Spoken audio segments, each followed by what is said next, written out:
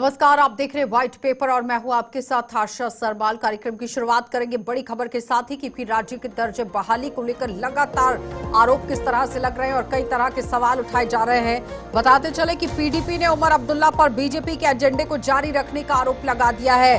National conference चुनाव के घोषणा पत्र में किए हुए दावे से मुकर रही है और विपक्ष ने नेशनल कॉन्फ्रेंस को अपना चुनावी वादा याद दिलाते हुए बड़ी बात कह दी। उन्होंने कहा कि अनुच्छेद 370 और 35 से राज्य का दर्जा बहाल करने का प्रयास किया जाए और 370 पर कोई समाधान ना होना एक बड़ा झटका है। पीडीपी की तरफ से बड़ा बयान।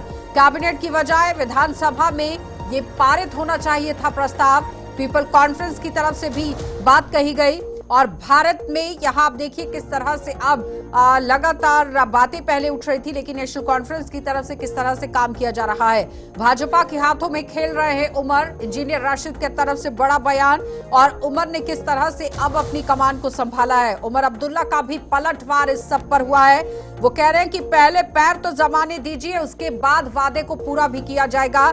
थोड़ा सा सब्र रखिए, क्योंकि जम्मू कश्मीर के हालात अब 2014 से पहले वाले नहीं बचे हैं। पूरी तरह से विपरीत परिस्थितियां हैं, इसलिए रोड मैप तैयार करने की कोशिश की जा रही है। थोड़ा सा धैर्य रखने की जरूरत है। उमर अब्दुल्ला का भी ये पलटवार हुआ है। लेकिन इससे पहले उमर अब्दुल्ला को भी सुन रहे थे, जिसमें वो कह रहे हैं कि डिप्टी सीएम हिंदू बनाया गया, जम्मू का बनाया गया और जो भेदभाव की बात हो रही थी वो फिलहाल खत्म हो गई है और वो मेरी पार्टी से भी नहीं है, जिसमें परिवारवाद की बार बार बात होती थी। लेकिन अब पीडीपी पार्टी की तरफ से जिस तरह से बड़ा बयान जारी किया गया कि सबसे पहले जिस तरह राज्य का दर्जा को लेकर बात हो रही है तो 370 और 35 को लेकर होनी चाहिए थी, क्योंकि जो वादा नेशनल कॉन्फ्रेंस की तरफ से किया गया था उस पर नेशनल कॉन्फ्रेंस मुकरती नजर आ रही है। उमर अब्दुल्ला लगातार पलटवार कर रहे हैं। वो कह रहे हैं थोड़ा सा समय दे दीजिए, उसके बाद सारा काम यहाँ पर किया जाएगा।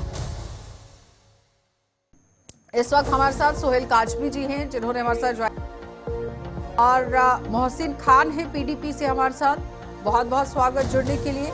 एडवोकेट नीलोफर मसूद हैं हमारे साथ नेशनल कॉन्फ्रेंस से, आपका भी स्वागत। लेकिन उससे पहले लगातार आप देखिए किस तरह से जम्मू कश्मीर के अंदर जब नई सरकार का गठन हुआ है तो उमर अब्दुल्ला की तरफ से कैबिनेट का विस्तार किया गया, पोर्टफोलियो किस तरह से रखे गए, लेकिन उस बीच में डिपार्टमेंट्स को भी बांटा गया है।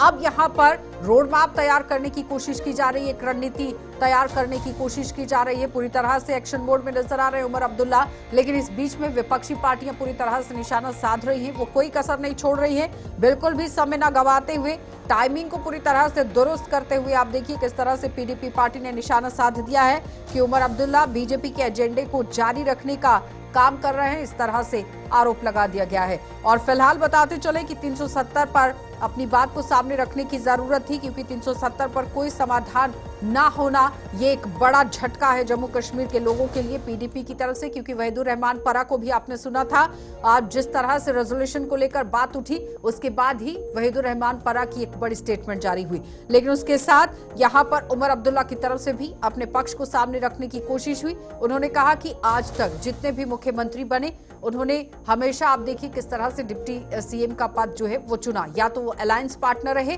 या फिर किस तरह से दबाव में आकर डिप्टी सीएम बनाना पड़ा। लेकिन इस बार जो डिप्टी सीएम बनाया गया वो अपनी ही पार्टी से बनाया गया और साथ ही साथ कोई भेदभाव नहीं हुआ है और वो मेरे परिवार से भी ताल्लुक नहीं रखते थे। चलिए, एडवोकेट नीलोफर इस वक्त जुड़ गए हैं, बहुत बहुत स्वागत जुड़ने के लिए। चलिए, चारों गेस्ट हमारे साथ आ गए हैं। सरबजीत सिंह भी हैं हमारे साथ बीजेपी पार्टी से, बहुत बहुत स्वागत। मोहसिन खान है पीडीपी से, आपका भी स्वागत। सोहेल काजमी जी भी जुड़ गए हैं, पॉलिटिकल एक्सपर्ट हैं, आपका भी स्वागत। सबसे पहले तो मैं आप ही के पास आऊंगी नीलोफर जी। एक बड़ा आरोप पीडीपी पार्टी की तरफ से, जब चुनाव नहीं हुए थे तो अलायंस पार्टनर बनने के लिए भी तैयार थे, समर्थन देने के लिए भी पूरी तरह से तैयार थे, लेकिन अब पीडीपी के भी सुर बदले हैं और लगातार निशाना आप लोगों पर साध रहे हैं। जवाब दीजिए। देखिए आशा जी, मुझे लगता है ये कुछ पॉलिटिकल पार्टीज की बौखलाहट है और इंडिविजुअल्स की जो ये नैरेटिव फैलाकर इलेक्शन लड़ रहे थे या लड़वा रहे थे कि शायद बीजेपी जो है वो नेशनल कॉन्फ्रेंस के साथ हाथ मिलाएगी या नेशनल कॉन्फ्रेंस जब सरकार बनाएगी वो बीजेपी के साथ हाथ बनाएगी। वो नैरेटिव फेल हो गया, क्योंकि जब हम अलायंस में आए लोगों को ये पता चला कि एक सेक्युलर पार्टी जो है उसके साथ नेशनल कॉन्फ्रेंस ने हाथ बनाया। उस नैरेटिव को कहीं ना कहीं हमने खत्म करने की कोशिश की। लेकिन बदकिस्मती से वो पार्टियां जो श्रिंक हो गई है, जिनको इस वक्त सोचना चाहिए कि क्या वजह है कि वो 6 सीटों पर 3 सीटों पर आ गई है, उनको मंथन करना चाहिए अपनी जगह। वो मोहसिन जी, मंथन तो करेंगे नहीं, अभी वो जुमा कह रहे हैं जुमा कि 8 पहले दिन तो नहीं आपको हुए, खुद ही एक मंथन हफ्ता करने नहीं की हुआ है, जरूरत है, काउंसिल ऑफ क्योंकि मिनिस्टर्स 28 अभी सीटों से बना सीधा नहीं सीधा है। 3 तो सीटों ये पर आप लोग सिमट गए। ब्लेम गेम जो है ये इन्होंने शुरू किया है। हाँ, ये जवाब बहुत ही दीजिए। बदकिस्मती की बात है, ठीक है इनको नीलोफर जी। थोड़ा समय देना चाहिए हाँ, नेशनल कॉन्फ्रेंस को। जी जवाब दीजिए मोहसिन। वो कह रहे हैं कि थोड़ा सा समय देना चाहिए था, अभी महज कितने ही समय हुआ है सरकार चलते, और सबसे पहले तो आपको अपने आप में झांक कर देखने की जरूरत है। 28 सीटों से देखिए 3 सीटों पर आप देखिए आ गए। आशा जी, सबसे पहले मैं उमर अब्दुल्ला साहब को इस बात की बधाई देता हूं जम्मू कश्मीर के अंदर वजीर आला बनने पर। लेकिन जो आज इलेक्शन में जो वोट नेशनल कॉन्फ्रेंस ने हासिल किया, उसमें सिर्फ ये बात बताई गई कि 370 35 हो, इस सब को हम रिवोक करने की वह फिर से जम्मू कश्मीर के अंदर लागू करेंगे। लेकिन बड़ी बदकिस्मती की बात है कि जो ही जम्मू कश्मीर के वजीर आला का हलफ लेने के बाद ही उमर साहब ने इस पर यू टर्न लेना स्टार्ट कर दिया। कहने का यह है कि कैबिनेट के डिसीजंस जो होते हैं वहां पर डेवलपमेंट इश्यूज होते हैं, चाहे हमें रोड बनाने हैं, ट्रांसफर नहीं ऑफिसर्स की मोहसिन, करनी है या मोहसिन, दूसरी मोहसिन, काम करने आपको हैं, यू डेवलपमेंट टर्न इश्यूज कहां से उनको लग रहा रेज है? करना होता है। क्या उमर अब्दुल्ला लेकिन की जो तरफ से कोई स्टेटमेंट 370 दी है गई? या 35 है या मोहसिन, स्टेट आवाज आ हुड रही है, है क्या? ये स्टेट के हाई प्रोफाइल इश्यूज है, इसको नीलोफर बहुत खुश हो असेंबली रही के है। अंदर डिस्कस करना था, जहां मोहसिन, पर आवाज आ रही है अपोजिशन के क्या? 16 लोग मौजूद तारीख होते, को जहां ओथ पर ले अरे लिया। शायद मेरी नेशनल आवाज नहीं कॉन्फ्रेंस 16 पहुंच के जो पा तारीख रही है उन तक। अभी आज 19 है। आज तो वैसे भी सेक्रेटरीट बंद था, अभी 2 ही हो गए उनको सेक्रेटरीट जाते हुए। ये बदकिस्मती की बात है, 2 दिन में ही इन्होंने ब्लेम गेम स्टार्ट किया। कम से कम मंत्रिमंडल जो है उसको तो पूरा होने दे दीजिए। हमने कभी ये नहीं कहा कि हम 370 को छोड़ेंगे। एक जदोजहद है, पॉलिटिकल जदोजहद, और हम सरबजीत शदोमत से जी, उसके लिए लड़ेंगे। सोहेल जी, मैं आपके आज पास ही आ रही हूँ, आपने थोड़ा उमर सा साहब का समय बयान भी दीजिएगा। सुना होगा। सरबजीत जी, सरबजीत बयान भी जी, आपने सुना होगा, जिसमें पीडीपी ने उन्होंने आरोप क्लियर लगाया। ठीक है, चीज मैं है। नीलोफर जी एक जी जवाब मैडम। सरबजीत जी से, क्योंकि बीजेपी के लिए ही सारा आरोप लग रहा है। पीडीपी कह रहे हैं कि उमर अब्दुल्ला बीजेपी के एजेंडे को कायम रखने के लिए काम कर रहे हैं। बिल्कुल आशा जी, ये इनकी अपनी आपसी लड़ाई है, पीडीपी की, नेशनल कॉन्फ्रेंस की, ये इनके मुद्दे हैं। देखिए 370 ये बीते वक्त की बात है, ये ना तो वापस आएगा, ना इस पे इनको टाइम वेस्ट करना चाहिए। रही बात स्टेटहुड की, माननीय प्रधानमंत्री मोदी जी ने, भारतीय जनता पार्टी ने यहाँ कहा था कि इलेक्शन हो जाएगी, उसके बाद जब भी हालात साजगार होंगे स्टेटहुड दिया जाएगा। इसके लिए कोई भी मुकरा नहीं है। रही बात आज जो हालात हैं यहाँ, ये आपस में लड़ रहे हैं, मुझे लगता है कि इस लड़ाई में जम्मू कश्मीर के लोगों का नुकसान होगा जिन्होंने इनको मैंडेट दिया है। आज डेवलपमेंट की बातें, आज जो इन्होंने 1 लाख नौकरी देनी है उसकी बातें करें, जम्मू से जो इन्होंने कहा था कि हम 200 यूनिट बिजली फ्री देंगे, 12 सिलेंडर देंगे, आज लोग वहां देख रहे हैं। और ये जानबूझ के इसको 370 हाँ, ठीक है सरबजीत जी। 370 क्या एक बिहाइंड द कर्टन हुआ कुछ चल समय रहा है है? जो अब ठीक है, वापस एक नहीं मिनट। आएगा। आप यहाँ के सरबजीत जी नौजवानों सुनिए के जी। बारे में सोचिए, जो आपने सोहेल जी। मैनिफेस्टो लिया है उस पर चर्चा कीजिए। सोहेल जी, क्या बिहाइंड द कर्टन कुछ चल रहा जी है आशा जी। जो भाप गई है पीडीपी, कुछ ऐसा? देखिए, अभी 2-3 दिन की सरकार है और 2-3 दिनों में जिस तरह की बैटिंग उमर लेट सरकार कर रही है वो रिमार्केबल है। और दूसरी ये है कि उनको आंसर किसको देना है, उमर साहब को सजेशन किससे लेना है और उनको तालमेल किससे बनाना है, या तो मरकज की सरकार से बनाना है या उनके जो अलाई हैं उनके साथ जिन्होंने जॉइंटली इलेक्शन लड़ी है उनके साथ अपना करना है। पीडीपी का सजेशन जो है वो बहुत अच्छा है, वो अपना सजेशन रखे, असेंबली में जो उनके चुने हुए नुमाइंदे हैं या बाकी पार्टीज के नुमाइंदे हैं वो रखे। बीजेपी के पास तो बहुत बड़ा नंबर है, सेकंड लार्जेस्ट पार्टी, अब तो डिप्टी स्पीकर भी उनका शायद आ जाएगा असेंबली में, तो वहां पे पॉइंट ऑफ व्यू रखिए। देखिए, जो उन्होंने वादे किए थे वो एक दिन में पूरे होने वाले तो वादे है नहीं। आर्टिकल 370 का उन्होंने खुल के कहा कि हम इस हुकूमत से उसकी कोई जस्टिफिकेशन नहीं मांग सकते। फारूक साहब ने कहा 1 साल 100 साल भी हम जंग लड़ते रहे तो आर्टिकल 370 के लिए हम फाइट करते रहेंगे। जहां तक स्टेटहुड की बात है, उन्होंने रेजोल्यूशन एक पास किया और वो ऑनरेबल गवर्नर ने एक्सेप्ट कर लिया उनका रेजोल्यूशन, और वो कह रहे हैं कि खुद ही कह रहे हैं कि मैं प्राइम मिनिस्टर से खुद मिल रहा हूं और वो रेजोल्यूशन ऑनरेबल प्राइम मिनिस्टर को सबमिट करूंगा। लेकिन नीलूफर जी भी वकील है, मैं भी थोड़ा बहुत वकालत जानता हूं, मुझे पूरी उम्मीद है अपनी honourable supreme court of India के पास कि जो रिट पिटीशन हमारी लगी है, मुझे लगता है चंद्रचूड़ साहब का जो 5 बेंच है वो जरूर स्टेटहुड की सुनवाई करेगा और स्टेटहुड हमारी जो है थ्रू ऑनरेबल वो कह रहे सुप्रीम काम तो कोर्ट चल रहा रिस्टोर है ना, होगी। सहमति किसके साथ बनानी है? जो सेंटर के अंदर गवर्नमेंट है, लेकिन परेशानी किस बात की? उसके बिना तो चलता नहीं। हमारा मानना यह है कि आखिरकार कैबिनेट मीटिंग में क्यों यह रेजोल्यूशन लाएगी, असेंबली का सेक्शन लगने तक इसका वेट क्यों नहीं किया गया, जहां पर भारतीय जनता पार्टी के जिस तरीके से हमारे सीनियर सहाफी साहब यहां पर है, उन्होंने भी ये कहा कि बीजेपी के पास एक अच्छा नंबर है, जहां असेंबली के अंदर जो है एक डिबेट होती इस पर, जिसमें रूलिंग पार्टीज के लोग भी होते, जिसमें अपोजिशन के लोग भी डिस्कस करते, और एक असेंबली से जो रेजोल्यूशन जाती उसका कहीं ना कहीं मरकज को भी इस बात का होता है एहसास कि 5 अगस्त को हमने जम्मू कश्मीर के लोगों के साथ बेइंसाफी की है। और दूसरी बात यह है कि जो मोहसिन जी 2018-2014 के बाद जिस तरह के हालात जम्मू कश्मीर के अंदर बने और फिर गठबंधन टूट गया, उसके बाद 2019 में एक बड़ा फैसला हुआ, वो पीडीपी पार्टी को याद नहीं आ रहा है क्या?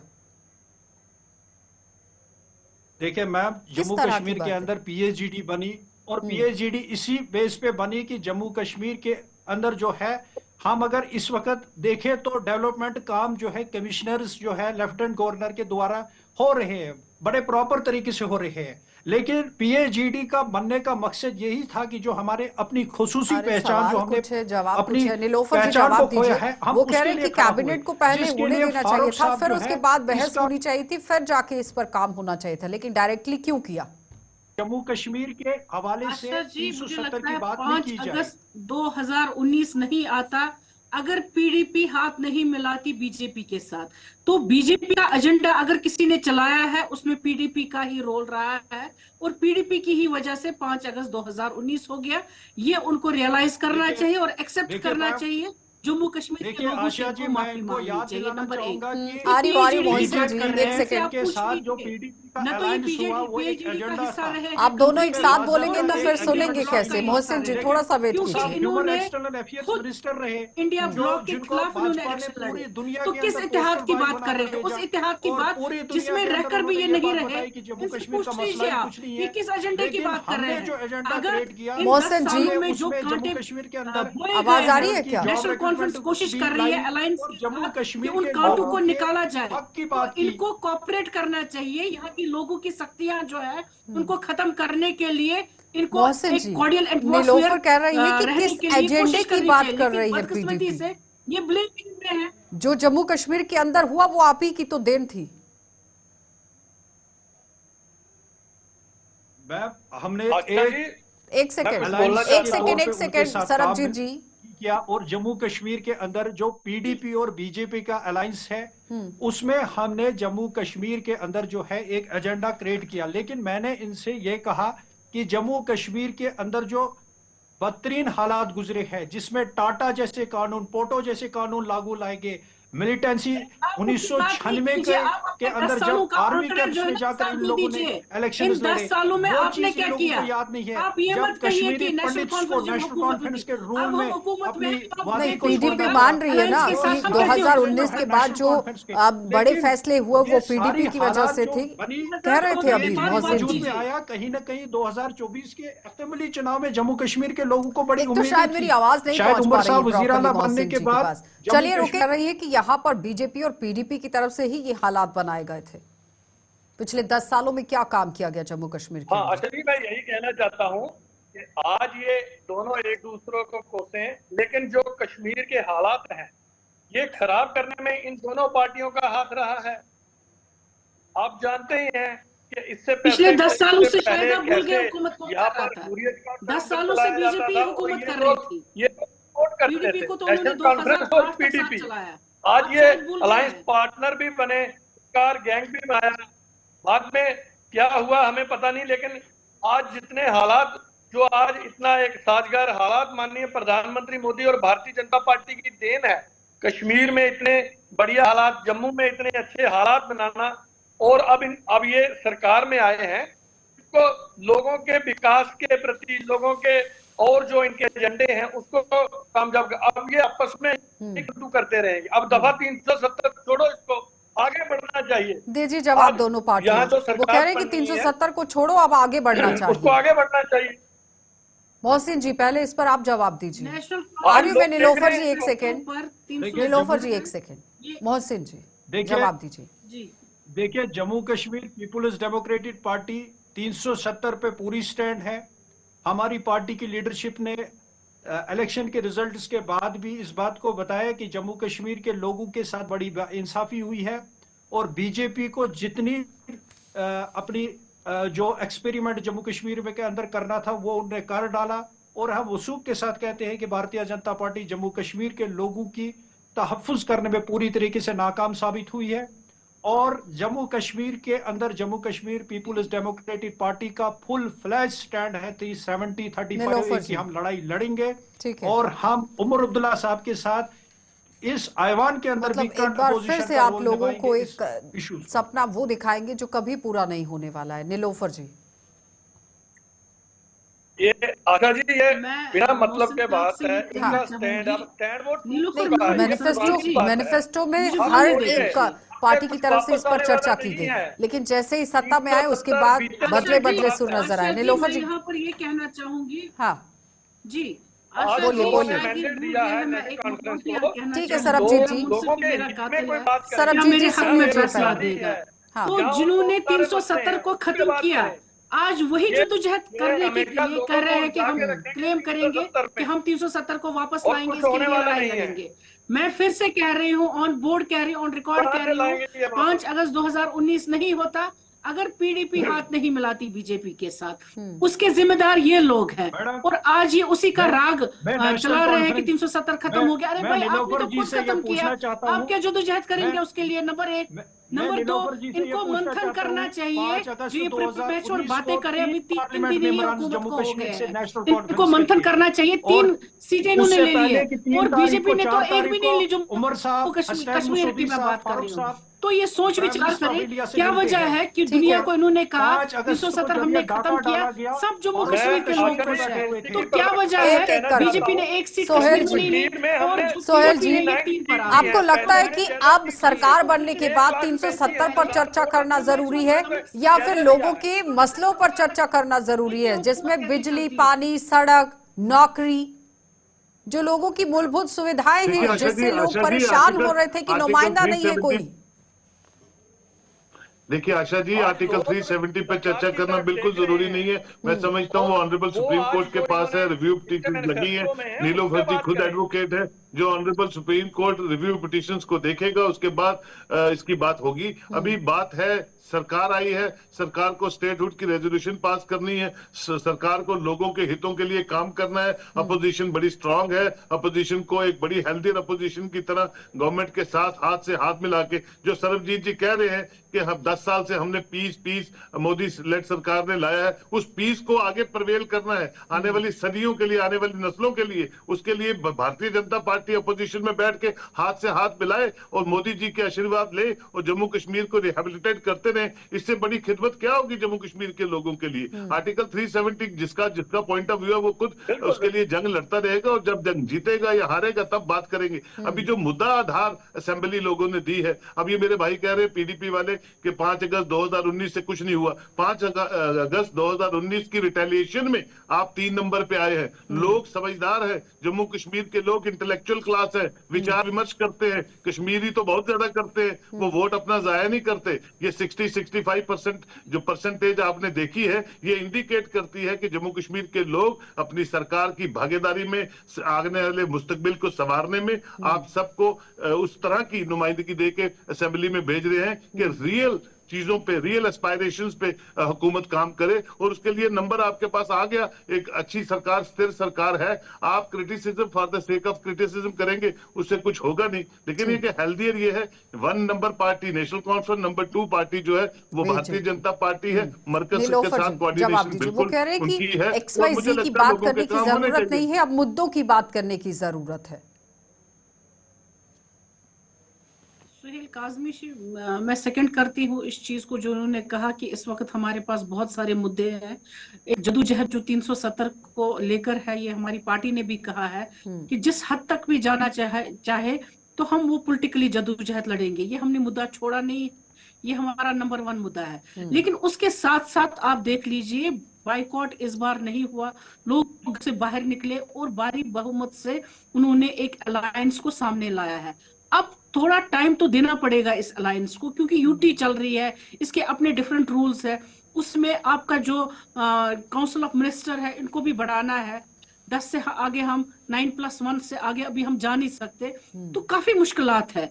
इन मुश्किलातों का सामना करते हुए भी चैलेंजिंग रोल है जो उमर साहब की सरकार है उसको आगे चलाना। उसके साथ साथ जहां एलजी बैठा हुआ है, बीजेपी का समर्थन करने वाला, तो उन चीजों को मनवाना और आगे बढ़ाना ये कोई आसान बात नहीं है। तो मोहसिन इस जी, चैलेंज में हम वो यही कह रहे हैं कि चाहते एक हैं चैलेंज है कि इस जितने भी वक्त हमारे पॉलिटिकल सामने, पार्टीज है वो हम उस कॉपरेट पर काम कर रहे कम हैं। से कम टाइम दे दे, समय थोड़ा दे सा दे, समय ताकि दीजिए। यहाँ के लोगों की मुश्किल यहाँ हो सके। ठीक है नीलोफर जी, जहां जवाब तक दीजिए स्टेटहुड मोहसिन की जी। रेजोल्यूशन की बात आ रही है,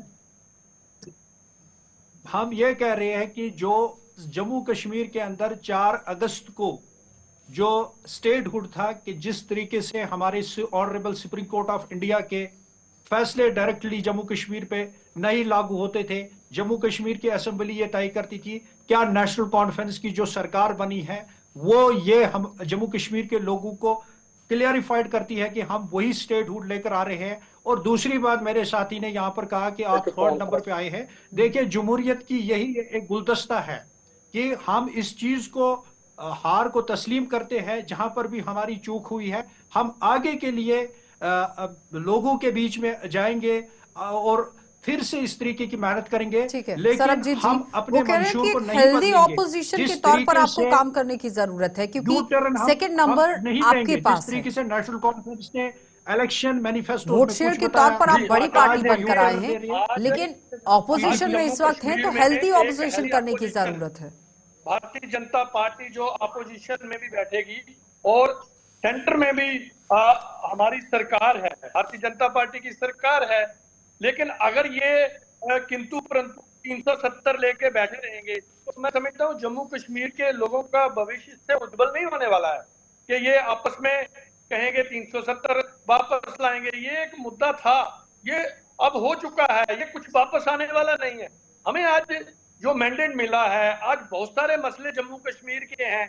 अब सरकार में अगर नेशनल कॉन्फ्रेंस के लोग आगे हैं, इनको चाहिए कि लोगों के हित में जो मैनिफेस्टो लेके आए थे उस पे काम करें, और ना कि पीडीपी के आने से कि हम 370 हमारा मुद्दा है। अरे भाई, 3 तो आपके विधायक हैं, गवर्नमेंट ऑफ इंडिया में पार्लियामेंट में वो पास हुआ, आप कहां से करवा लोगे और कहां से? और ये पूरे देश का एक मुद्दा था और भारतीय जनता पार्टी के मैनिफेस्टो में था, और वो भारतीय जनता पार्टी ने अपने जो सोहेल काम जी, है वो उमर अब्दुल्ला को आज सुन रहे थे। उमर अब्दुल्ला कह रहे हैं कि भेदभाव को खत्म करने की कोशिश की गई, और ऑपोजिशन पार्टियों की तरफ से जिस तरह से आरोप लग रहे थे कि नेशनल कॉन्फ्रेंस मुसलमानों की पार्टी है, कश्मीरियों की पार्टी है, कश्मीरियों का काम होगा, इस तरह का नैरेटिव एक बना था, लेकिन उसे खत्म करने की कोशिश की गई क्योंकि डिप्टी सीएम का चेहरा हिंदू लाया गया। वो किसी परिवार से ताल्लुक नहीं रखते थे, एनसी के यहाँ उन्होंने साफ तौर पर कहा, क्योंकि नेशनल कॉन्फ्रेंस के बाहर के परिवार से ताल्लुक रखते थे, हिंदू चेहरा है और बड़े ओहदे पर उन्हें बिठाया गया। ये नैरेटिव को खत्म करने की कोशिश की गई कि जम्मू के साथ भेदभाव होगा, उसके बावजूद भी इस तरह से बातें। देखिए आशा जी, बातें करना तो सियासतदानों का एक रोजमर्रा की रूटीन है। अगर बातें नहीं करेंगे तो सियासत कैसे चलेगी। लेकिन देखिए, 5 मिनिस्टर बनाते हैं, 5 में से 3 मिनिस्टर जम्मू कश्मीर, जम्मू प्रोविंस के बनते हैं, जिसमें से एक डिप्टी चीफ मिनिस्टर बनता है जिसकी कोई फैमिली बैकग्राउंड पॉलिटिकल नहीं है, एक ब्राह्मण मिनिस्टर बनता है जो इंडिपेंडेंट जीतता है और 2 दिन बाद वो ज्वाइन करता है और उसको मिनिस्ट्री में इंडक्ट करते हैं। तो ये जो डिस्क्रिमिनेशन का कार्ड था, उमर अब्दुल्ला ने पहले छिके में ही वो रिजॉल्व कर दिया। फर्स्ट सिक्सर जो मारा उसने। सेकंड ये है कि हाँ, पुरानी सरकारों में कहीं डिस्क्रिमिनेशन हुई है, उसमें कोई दो राय नहीं है, लेकिन आदमी सीखता है। जब 10 सालों में ये बाहर रहे, 10 सालों में जो एक्विजिशंस नेशनल कॉन्फ्रेंस पे लगी हैं, और मैं आपको हकीकत से बताता हूं कि सबसे ज्यादा सेकुलर और सबसे ज्यादा जिसका भारतीय क्रेडेंशियल्स है सोहेल वो जी, फारूक अब्दुल्ला है। और 2014 के पहले का उमर अब्दुल्ला और आज 2024 के उमर अब्दुल्ला में कितना फर्क नजर आया? क्योंकि एक बॉडी लैंग्वेज, बात करने के तरीके से, लहजे से समझ आता है कि एक बदलाव आया है और सरकार में अब किस तरह से काम होगा। आशा जी, जमीन आसमान का फर्क है, और उनकी डिलीवरेंस, और ही मींस बिजनेस। ठीक है, बहुत बहुत धन्यवाद सोहेल जी जुड़ने के लिए। नीलोफर जी आपका भी धन्यवाद, मोहसिन जी आपका भी, और सरबजीत जी आपका भी। तो फिलहाल जिस तरह से ऑपोजिशन पार्टियां आरोप लगा रही हैं, अब उमर अब्दुल्ला ये कह रहे हैं कि थोड़ा सा समय दे दीजिए, जल्द से जल्द काम करने की कोशिश होगी। लेकिन बड़ी पार्टी अगर नेशनल कॉन्फ्रेंस बनकर आई है तो दूसरे नंबर पर बीजेपी है, और तालमेल बिठाकर किस तरह से काम किया जाएगा ये बड़ा सवाल रहेगा। क्योंकि जिन मुद्दों को लेकर आपने चुनाव लड़ा है, अब उन मुद्दों को हल करने की जरूरत है। आप देखते रहिएगा।